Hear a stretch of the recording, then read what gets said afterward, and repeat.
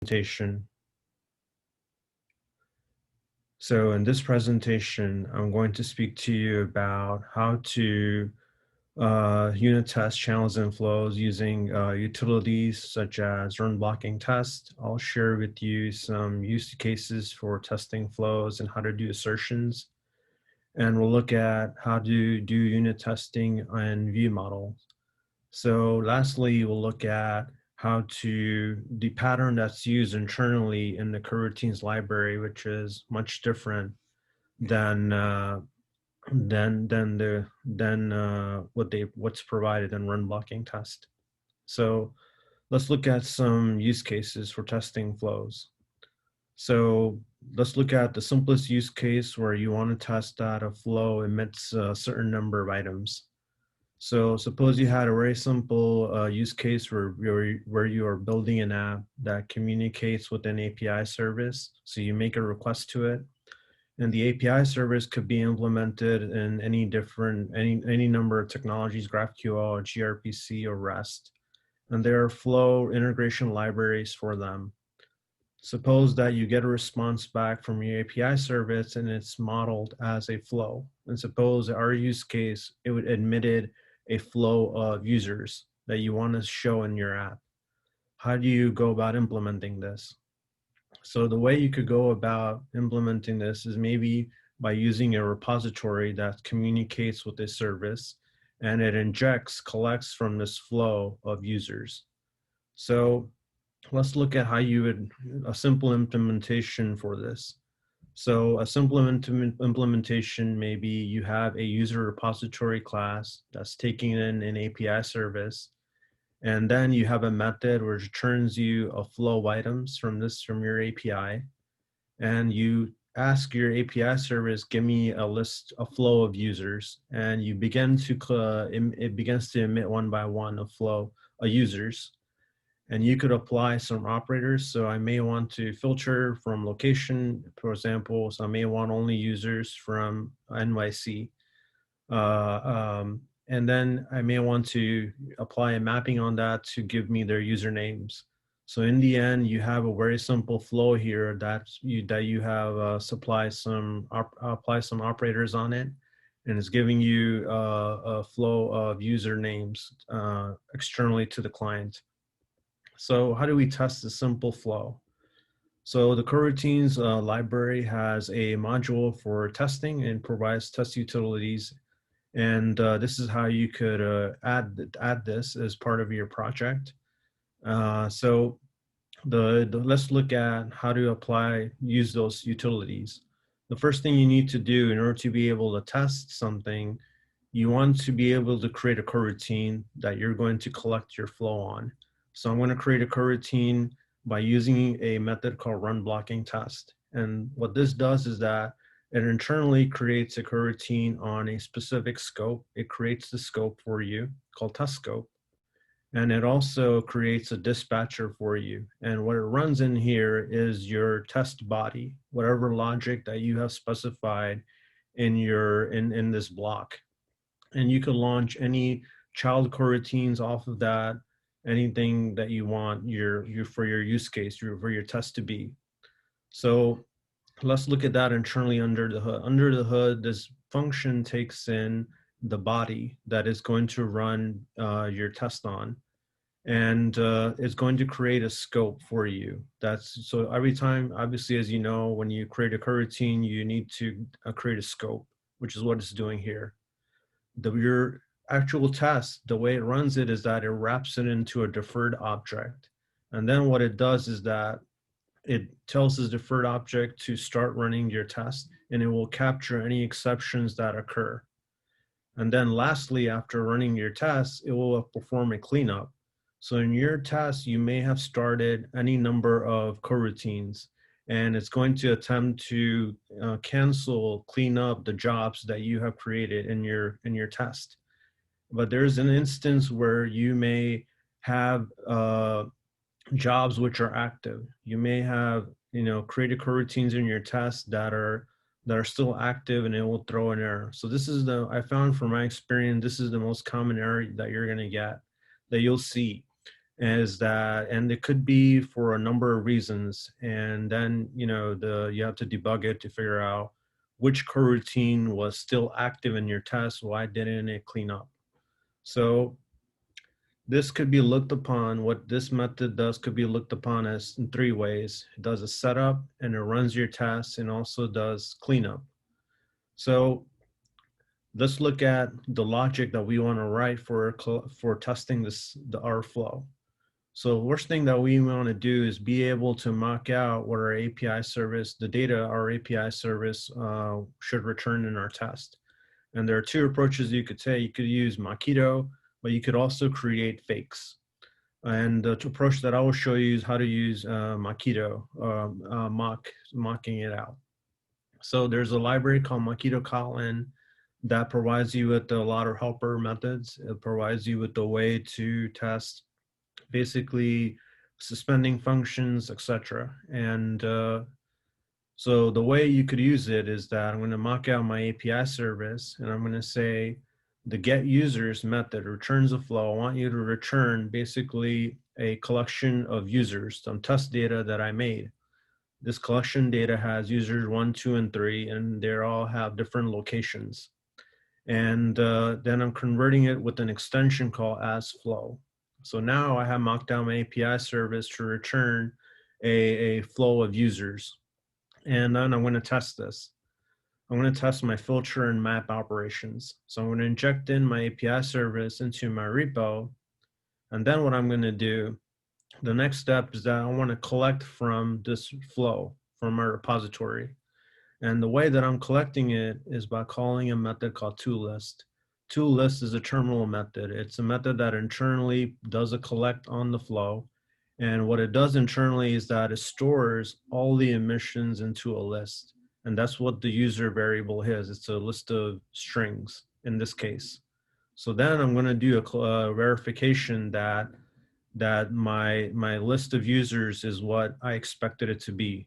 It's users 2 and 5 because their location, as you can see, is NYC. So that means that my filter and my map methods worked. So this is a very simple test of testing flows. But are there improvements that we can make here in terms of scalability, writing more complex tests? So the way that I, in my test collected from the flow is by using this terminal method toList. Is there a better way to do this? So there's a better way to do this there's a library that was recently released by Square called Turbine. And it's a very small library which provides you with an extension on the flow called test. It provides you with a test method. You could call that on any flow that you're testing. And what it allows you to do, it allows you to read one emission at a time and to do verifications on it. Verification on what was emitted. So expect item is a function that Turbine provides. It pulls the first emission from the flow, and then I could do a verification that it should be user 2. I could then also pull in, call expect item again. It will give me the second emission, and which is what I expect to use the 5th user. So then I could verify that my flow has emitted everything that it needs to. There are no more leftover emissions. So this is a very, very simple test using Turbine.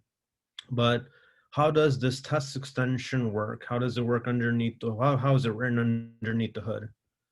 So also another thing is that suppose that I have testing a flow and I had more emissions than I expect here. It will throw me an error. It will tell me that there's an emission that you didn't do a verification on. It was left over, and I could fix this by verifying that this emission or I could fix this by adding another expect item call. So this is really good for like doing verifications on everything that you think your flow should emit. So the other thing is that suppose I didn't have this expect complete here, it will give me an error like this. So it requires you to verify that there are no more leftover items that your flow should didn't emit. So having the expect complete is important. So how does a test really work? So the way test works is that it takes in basically your flow that you want to test. And what it does is that it creates an unlimited channel. So a channel in coroutines is a cache, very much like not a cache, it's it's implemented as doubly linked list underneath the hood. And it's very similar to a subject. And a cache, it's similar to a blocking queue. And it's unlimited because what happens is that it grows as you add more things to it. So what gets stored into this channel are events that an error was emitted, an item was emitted by your flow, or your flow completed emitting everything. So the first thing that gets, when the first thing gets emitted, it gets stored into a channel as an event that something was emitted. Second thing gets stored in the channel with an event. Third thing does. And then it stores that a complete event. That means that there's nothing else that your flow your flow has emitted everything. So if there is an exception, as you're reading from the flow and you get an exception, it internally does a try and catch, and it will store the event of an error so that you could verify it. So the next question is like, now what I have in this channel is a record of all the things that my flow, what happened in my flow, like errors and emissions. And how do I query this channel in my test? So the way you could query is that it provides you with an API to do so. It provides you in this API a method to determine like how long did an emission take. It also provides you with a method that you may have a flow that doesn't emit anything. It's an empty flow. You could call this method for that. You could grab something that was emitted by calling expect item, and it's sequential. You cannot expect an item on like something in the middle of your emission. So it has to be sequential. And it also allows you to call expect error to get some error, to get the error that was emitted. You could also call expect complete to verify that this is really important, so that to verify that everything was emitted by your flow. So this is the API that Turbine provides. And the way that's implemented internally is that when you call flow.test, it launches a coroutine. And when you look at the way it launches a coroutine, the way it creates a coroutine, uses the coroutine scope builder. And what's special about it? What's special about it is that this way of creating a coroutine inherits the context of the parent. So it creates a child coroutine off of the runBlockingTest coroutine. And what it does internally is that it creates an unlimited channel of events. And then it launches a child coroutine, and it starts to collect from your flow. And when it collects from it, each of the emissions gets stored in the channel as events. And then it also does a try and catch on it. And if there is an error, it will basically encapsulate the error that you get, and it will store it in this channel. So you got a record of everything that your flow emitted in this channel. And then you're able to access the API, be able to query this channel by this argument here. So when you look at this argument, it's flow turbine dot parentheses and arrow unit. So it's a function type. So the receiver here is flow turbine, and that's an interface that we looked at, which has the expect item, all those methods. So that's how it builds the API for you to be able to test flows. So this is how you test this. This is a very simple test for using Turbine. So now let's look at a design pattern for injecting your dispatchers. So this is useful, as you'll see, as I'll show you more use cases. Suppose that what I have here is that I'm running these mappers, these operators, filter and map. And right now it's going to run on the coroutine dispatcher that I call this collect this flow on. But suppose I want to specify a custom dispatcher or my own dispatcher that I want to run these operators on. So one pattern that you could follow is to inject your dispatcher in. This is useful if you could also, this is useful because in your test, then you could inject a test dispatcher in there. And then using the flow on operator, I could specify that everything above this flow on should be done in this dispatcher, which is supplied. So this is how you would want to do this, because those mapping operators that you have may be really expensive. So it's good to do them off of the main thread. So the other thing is that when I go to write my tests for this, I may want to use my own dispatcher rather than having runBlockingTest created for me. And how do you do that? So the test utilities that they provide has an extension on test dispatcher like this, and you could specify your own dispatcher. So like this, you create your test, you create your own dispatcher, and then what you do in there is you inject it into your repo, and then what you're going to do is going to say dispatcher.runBlockingTest. So what this does is that runBlockingTest now is going to use the dispatcher that I'm giving it with, which is this test dispatcher that I have specified at the top. And then, so that's how you specify your own dispatcher. This is really useful, as I'll show you more. So suppose now I want to test errors. There's a possibility that you're reading from the flow and there's some exception that happens. How do you handle that? So I'll show you this. One way is that suppose what I could do is write a test, and in my test, in order to test this, I can mock out my API service to say when the flow occurs, it'll return a flow that throws an exception like this. So this is one way to do it.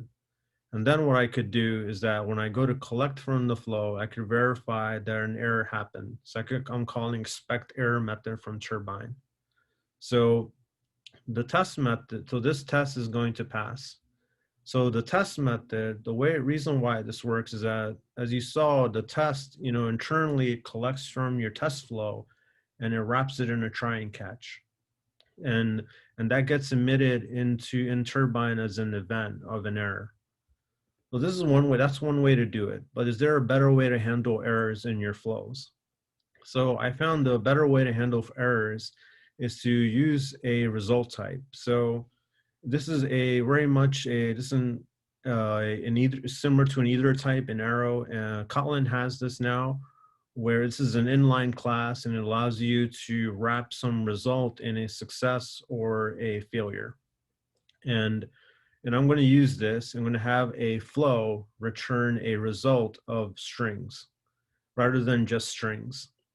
So then when I go through these operators, when I go to map, I'm going to return a result of success. But if there is an error, the way I'm going to catch that is that suppose that any of these operators filter, map, and this could be something complex for your use case. If any of them throw an exception, it will call this catch block. And in there, it will, I'm going to emit certain type. I'm going to emit it's basically a wrapper type, result of failure. And that's what I'm going to emit. So the catch, that's what's useful about using catch.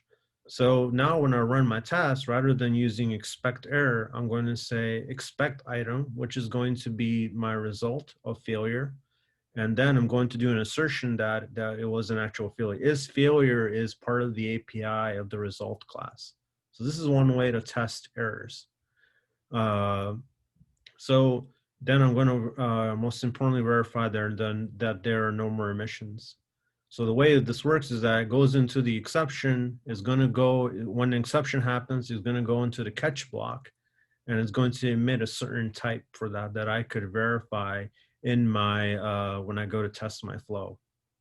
So now let's look at how to test retries. Suppose that a failure happened, but you may want to retry. So when I build, repositories, it's good to add retries in, so when an exception happened, rather than going to the catch block, what I could do to handle retries is that I could basically use this method. This is an extension on the flow. There are different extensions for retries. There's retry when, there's also this extension. This extension allows you to specify how many retries you want to do. I want to do 2 retries, and I want to delay before each failure occurs, before doing a retry again. So the way this works is that it's going to delay for 2 seconds. The reason why this returns a Boolean is that you could specify, I may only want to do a retry for a certain exception that occurred. So when you do a retry, it goes in and executes get user flow again. And then if that error occurs, it was going to retry. And then it's going to delay for 2 seconds. And it's going to retry one more time, the second retry. And then if that fails, ultimately it goes into the catch block. There's also possibility if the get users call succeeds, then it's going to go into the filter and map operator. It's going to go forward in the flow. So this is how my flow looks. So keep in mind that the order in which you specify, your retry and catches is important. If I specify this retry after my catch, then it's not going to work. So it's important to make it, the order in which those two things happen is important. And the reason why, the purpose of adding this retry is that it makes my flow much more robust. So now how do we test this? So, I'm testing coroutines now, which have delays, and how do I do that? So similar to before, I'm going to have my API service, giving me a flow which throws an exception. And then I'm going to start to collect from my get users flow. I'm going to read from the flow one item at a time. And let's look at what happens. So in my test, the verification that I'm doing is that what I want ultimately to happen, and what I'm testing here is the case that all the retries failed. One by one, they failed. And ultimately it went into the catch block, and then the expect item was a failure. And I'm asserting that that's true. And then, so the way this works is, so when I run this test, this is my test right now, but there is a problem with this test.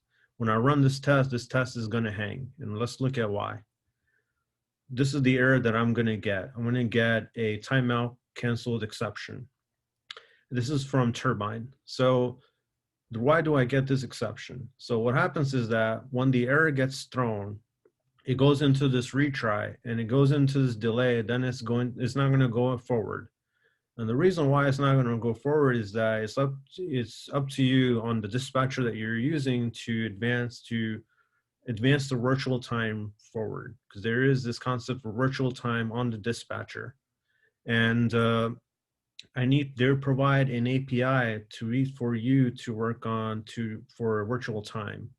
So in order to do this, what I want to do is advance time by 2 seconds. And when I do that, it's going to go back into my get user. It's going to go forward in the flow that started before this. It's going to go back and start to retry that. And then it's going to delay one more time because it failed, because I mocked my API service to fail. And then I need to retry again. And I need to, call advanced time by again to move forward in the delay. So when I do that, it goes and does the second retry on the flow. And then it emits, and it will ultimately go into this catch block because both of the retries fail. So that's how you test retries, and that's how you test the case that all of them fail. What's the key here is how to deal with delays in your code. It is something that's challenging. This is how the test looks, and I'm utilizing advanced time by.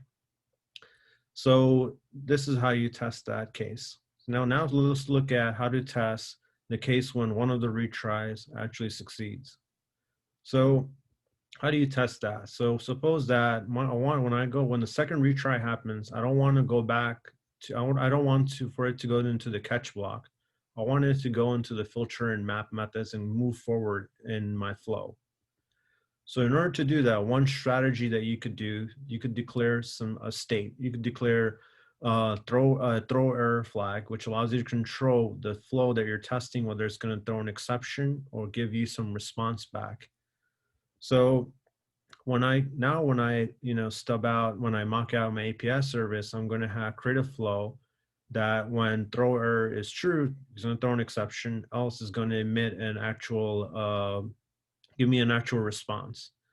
So how do you test that? So similar to before, when I go advance forward from my first delay, I'm going to say before, moving forward, I'm going to set the state. So I'm changing the state of my flow, and I'm saying throw error equal false. Now, then what I'm going to do is advance the time forward again to move past the delay, to retry the flow.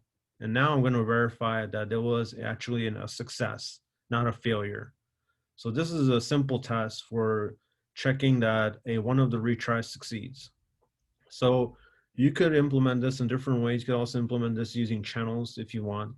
So the way this works is that when the second retry happens, it's not going to go into the catch block because I set throw error to be false. It's going to go into my filter and map, and then I'm ultimately, in the end, I'm able to do an assertion.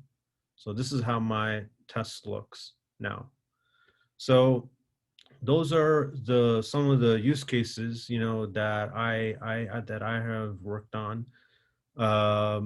So that's how you test errors, retries, and there are a lot more test cases with flows that you could do. How do you test combining two flows together? How do you test, for example, sometimes you may want to bridge a channel to a flow, which is like you could do consume as flow, etc. How do you test that? So a lot more use cases that you could learn about. So now let's look at how do you test coroutines in your view model.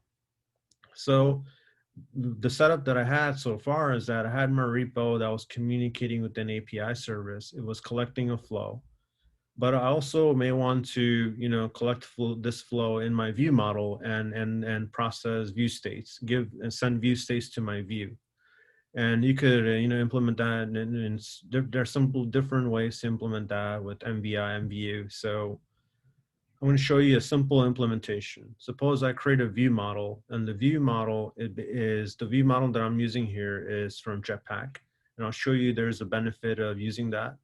So I inject in my repository into my view model, and then I'm going to use something called mutable state flow.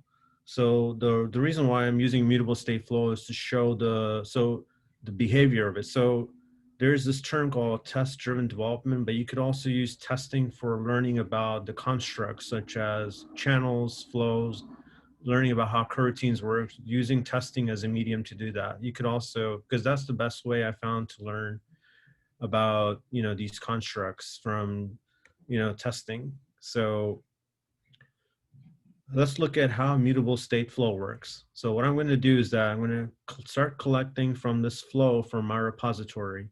And then every time that on each gets called, what I'm going to do is that I'm going to tell this mutable state flow, here's the value that was emitted. Here it is. And then I'm going to say launch in view model scope. So view model scope is a scope that gets created by the Jetpack library, and internally creates a scope on a supervisor job. And one pattern that I recommend is not to call, I could also do this by calling collect on this flow. Do not call collect because that's a suspending method, and it will lead into errors.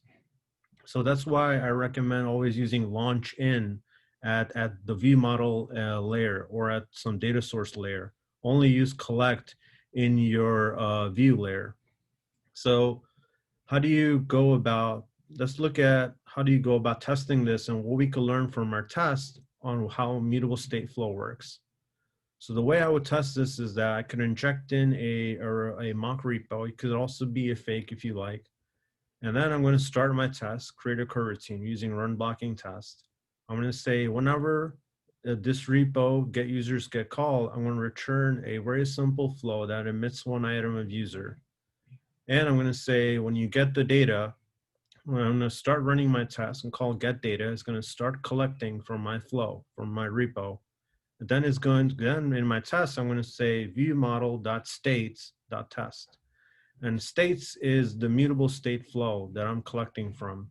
and I'm asserting that expect item, the item that it emits, the value that it has is user. So this test, when I run it, is going to fail. The reason why it's going to fail is that I need to be able to provide a dispatcher from main.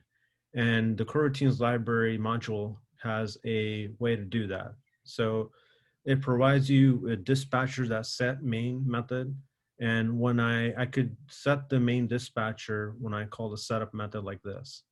And then I could tear it down, reset it in my tear down method. So you always want to do this for every type of ViewModel test you have. So you could extract this out into a rule by inheriting something called TestVoucher class and two methods that you override, starting where you set the main dispatcher and finish where you basically clean up and you reset your main dispatcher. So now you have a rule that you could reuse in all your ViewModel tests. And then I could use this rule doing get at :rule. I could reuse that rule and I could run my test. And when I run this test, you'll see that it passes. So as I said before, this is a good way to learn about the functionality of how mutable state flows. You could use tests as a medium to learn about these things. So suppose now I modify my test to return not just one item, but two items, user one and user two. And when I get it to return two items, I'm going to do an assertion on it and assert that one and two return. Now you would expect this to pass, but it's going to fail. The first assertion will fail because the first thing that was emitted by this StateFlow was user two. Now, the reason why this thing fails is because mutable StateFlow is conflated. Conflated means that only the most recent emission is going to be stored in it. It stores one thing in a value, and it does an equality check inside of it, and every previous emission will be ignored. So in this case, so what this highlights is that you should use a construct that fits your use case. So you may want basically all of your consumers that are reading from your flow to process every event. So what could I use for that? And I could use these different things for that. I could use a broadcast channel. I could also use an unlimited channel, and I could store things. And each of these approaches have their own trade-offs. So unlimited channel is going to start to cache every event. And a buffered channel, you're going to have to specify a buffer up front, how big you want. You may not want to do that, but I want to share something that probably might be released soon called mutable SharedFlow. And if I were to modify my ViewModel using that, I could do it like this. And I could say this time, rather than doing states.value, it has an emit method. Mutable SharedFlow is not conflated. Emit will suspend itself until every subscriber has processed the event. So if you have a use case where you want all your events to be processed, I think mutable SharedFlow, in my opinion, is a good approach to take. And there are many in my everyday, day-to-day, I wish this was available right now because it would make implementing things easier. So those are all the different channel constructs that you could use. And I want to make the point again that it's really useful for learning how these things work through testing with trial and error. And so last thing I want to talk about is that how things are tested, how coroutines are tested in the library internally itself, which is very different than what I just showed you, everything that I just showed you. Suppose, let's look at a sample test. This is a test in the coroutines library right now, which is testing that the parent job doesn't get canceled. So the way it works is that I'll launch a coroutine and I take a reference to its job. I create a job internally in there. And then what I'm doing is that I'm creating this job from the external job that I have. And then I call cancel on this job. And I don't want my external coroutine my parent coroutine to cancel. So I want to verify that. And the way it does so is by calling these expect methods. And so it's verifying coroutines, it's testing coroutines based on order of execution by using these expect methods and finish method. And so this is the test. So you can look at this test, doesn't use runBlockingTest at all. RunBlockingTest internally is not used in the tests. Not most of them. So Kotlin is a library. Kotlin coroutine library is multi-platform, and it has this test-based class that every test uses. And basically, it has methods in here. And let's look at. So it provides an implementation for JVM, JS, and native. And the JVM implementation internally uses run blocking to start your coroutine. So coroutines are tested not with run blocking tests, but with run block internally. And when the way expect works is that there is an integer that gets incremented every time you verify an order of execution, like 1, 2, 3, and it does an equality check on it. The way finish gets this, let's look at how finish works. The way finish works is an atomic Boolean, and basically it will check whether it's been set or not, because you don't want to call finish multiple times. It's meant to be called only once. So this is how internally the testing works, by the library. It's very different than run blocking tests. So I recommend looking at unit tests in the coroutines library. They're really useful in learning about the behavior of how things work. It was useful to me. So I wrote a blog post about everything that I just shared on my website, codingwithmohit.com. On unit testing, delays, retries, and errors. And please check it out. And these are some resources that you could check out if they're useful to you. And that's my presentation. I hope that was useful. Just the one tip that I'll give is that, from my experience, that it's much easier to implement something with channels and flows. It's much more difficult. It's a bit more challenging to test it. And when you go to test it, it will take more time, and there's a learning curve. You will get into errors where you try to figure out, why is my job active, etc. And there are so many reasons why that could happen. And I'm really happy. I enjoy helping others to integrate things in coroutines, helping them to test. If you ever want to do pair programming, and you could message me, and I'll be happy to help you to fix your test or give any pointers based on my experience. Thank you. That was a fantastically timed finish, Mohit. We are at time. I don't see any questions in the chat. So I think we're going to end the Zoom, and everybody, if you want to head on over to the Slack channel where we can continue the conversation. Thanks so much, folks. Thank you.